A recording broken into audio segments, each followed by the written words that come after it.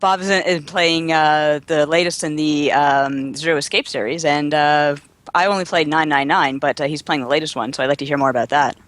Yeah, I'm playing. I'm still playing Zero Time Dilemma for review. The full review. I'm hoping to get it up by the end of the week. I had to put it aside to concentrate on Star Ocean, which is a mistake, but it was an obligation. Um, Wow. well, Damn. you can read my thoughts on that on the site. I'm not super thrilled with it, but in case you don't know, the Zero Escape series is this very inventive Japanese adventure series. It's not quite a visual novel, it's slightly an adventure game, but what it does best is play with the mechanics of storytelling. Hmm. And this one especially builds off of what has come before to do some pretty daring things in terms of how it's telling a story.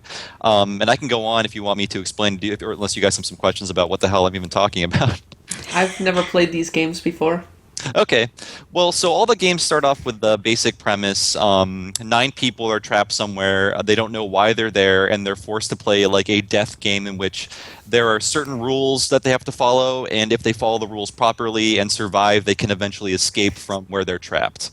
And that's the same with this game, but instead of telling stories across multiple timelines like the last game did, and allowing you to jump to those multiple timelines. This game does things a little bit differently in that you have, now stay with me, you have three teams of three characters, and as soon as you play through the intro, you can jump to any of those three teams whenever you want, whenever you're done playing one of their fragments. So, God, even I'm losing track of how to explain this. So, okay, so there are Where am I?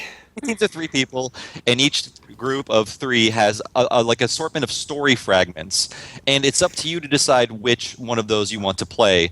And you don't know where that story fragment takes place in the timeline of the entire game until it's completed. Now, there's a reason for both the player and the characters that this mechanic is in effect. It's because within the story of the game, the characters are knocked out and their memories are wiped every 90 minutes. So, as the player is jumping into these scenarios for the first time and not knowing what's happening, the characters themselves are also waking up and being like, where are we now? What's going on? And, like, how do we get out of here? So, that is definitely one of the most interesting narrative devices I've seen. And this series, again, has done some pretty interesting things with narrative that are very spoilery if I would go into them even more. Like with Danganronpa, it's hard to talk about this game in great detail without ruining it, but that's essentially the gist of Zero Time Dilemma, and I'm loving it so far. I have a question. Sure. Where So should does I mine. start? Can I start? Do I have to start from the beginning, or can I just pick one up right now?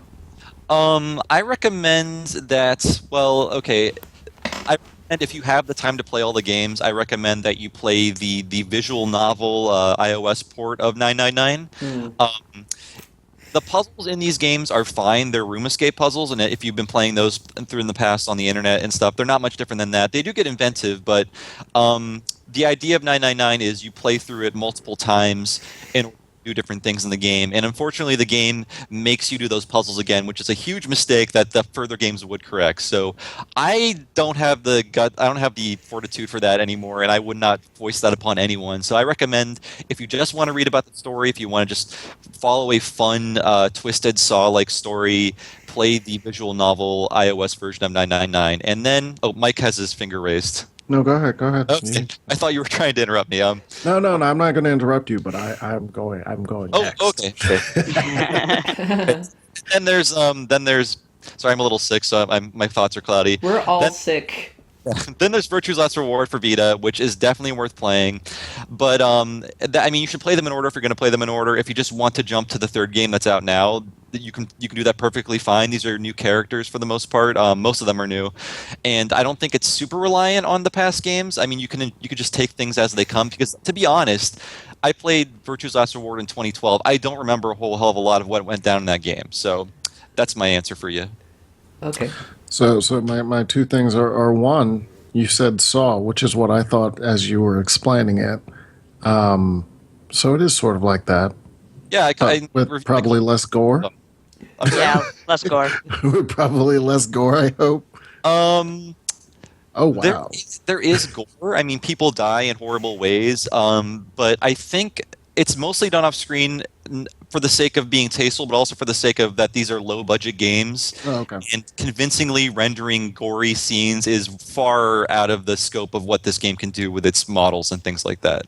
They're descriptive. Yeah. And so the second thing was the reason I haven't played is because 999 was on DS, correct? That's right. And Virtue's Last Reward is on Vita. But it's rumored Yes. and hinted that all the other two are coming to Steam as well. I have not heard those rumors. In fact, I don't know if Zero Time Dilemma is out on Steam yet. Is it? I believe it is. I believe it is out on Steam and like now, and people are able to play it.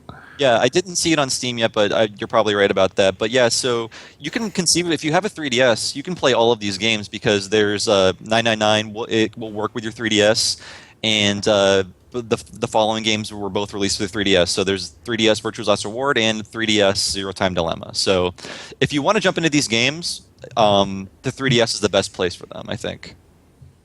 Okay, yeah. So it seems that yes, Zero Time Dilemma is out right now. You can go and buy it for $39.99 on Steam. Oh, cool. And Spike Chunsoft apparently teased a Steam release for $9.99 Okay. via Twitter. That makes sense. These It are not. does. These are not, I mean, in terms of how the games work, they're not very complicated games in terms of what the machinery running these games. So conceivably, they can be ported to other systems pretty easily. But I don't know. Above all, like I want people to play these games because, while they are kind of just a collection of weird ideas for the most part, there's nothing wrong with that. But they play with the mechanics of storytelling in a way that I've never seen done before, in a way that's truly innovative. Like when I see David Cage talk about his new game, like you can make two different choices. It's like that is who cares? What? Like I could read a choose your own adventure book, and that is basically the path most visual novels take, like branching pathways. But this one is like, what can I do? Try-fi swipe with at David story? Cage. Jeez. I hate him. But, these games are like, what can we do with a story that can't be done, through a book or through a movie or through a TV show? Like these games, these stories can only work within the context of a video game, and that is something that is rare, Yeah. maybe exclusive only to this series, actually. Yeah, I played the first one, and I don't think it played with the mechanics in any significant way, but it was still a very good, interesting story that kept me engaged. And it was like funny and suspenseful and kind of crazy at times. And just they're solid games. Yeah, I don't want people to think that it is you're just going to be reading, because one of the big, I mean, there's nothing wrong with that, but I think the slow pace and just the nothing but reading of visual novels turns people off. But Zero Time Dilemma completely sheds its visual novel past. Instead of reading dialogue between characters like talking heads, you now just watch cinema scenes. Those replace the talking head bits, and they contain the same like kinds of dialogue, the same kinds of interactions, except now you're seeing things with camera angles and with acting in quotes, because it's still a very low budget game. Yeah. I think I didn't know it was on Steam. I'll probably pick that up. Yeah, fully recommended. I hope to get the review up late this week, but if not, definitely next week. Let's see, It'll Kat. be fully reviewed, and I predict a high score for this game. But definitely don't overlook it. Please look into the series if you are kind of sick of games trying to be movies, or games, not being very creative with storytelling, just kind of making you sit there and absorb the story instead of playing with how a story is told. Yeah, I kind of miss the experimental days of visual novels, even if you don't want to call them visual novels, but like stuff like Hotel Dusk. It's not quite the same as what Chunsoft does, but just those story-heavy narrative and like gameplay mixed in. Well, between mystery. Danganronpa and Zero Time Dilemma, I think that visual novels, like there are at least some very inventive visual novels. Yeah, And we've been getting Otome games thanks to Vita for the first time in forever. I really need to get a Vita. I mean, I can't believe you don't own a Vita, Nadia. That system's so up your alley. I know. You can finally play Persona 4 Golden. And, I should get it just for that.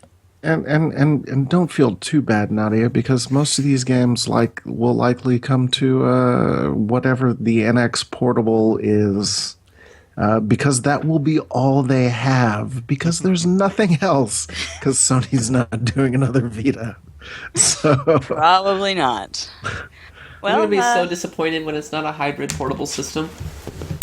when I think of the NX, I just think of like a thing with a bunch of stuff sticking out of it because it's a big blob in my mind because I have no idea how to envision it.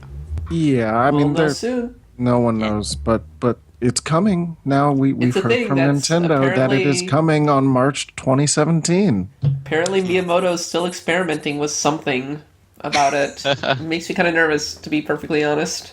Yep. Stop being creative. No, stop. Stop. We just had a big discussion about how the game industry's in a rut, but stop it. No, I hate it. Yeah, I hate unfortunately, creativity. I mean, give me my comfort. He's a bottomless well of creativity, but the fact that people have to make his ideas that are sometimes bad gave us things like Wii Music, which we Yeah. do not talk about. Ah, yeah, Wii Music. That was a thing that dominated E3 one year. And by dominated E3, I meant Nintendo's press conference. Yeah, everyone am- had a good time. I am tempted to buy a copy of that for $1 and just be like, what the hell even was this thing? Like, Oh, yeah, God. That was So- a flop. yeah, Zero Time that was Dilemma. Yeah, Zero Time Dilemma. Please, Music. please check it out. I like to Music. support these kind of games because they rise above the typical visual novel genre, which unfortunately is mostly trash and mostly porn.